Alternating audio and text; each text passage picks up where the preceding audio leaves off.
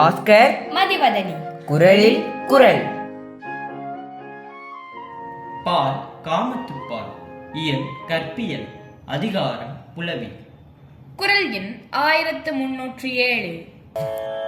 ஊடலின் உண்டு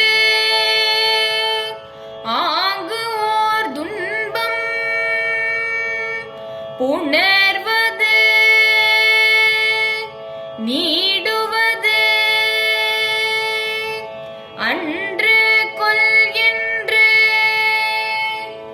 ஊடலின் உண்டு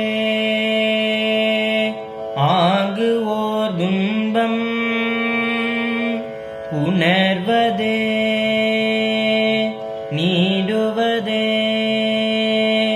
அன்று கொல் என்று. ஊடலின் உண்டு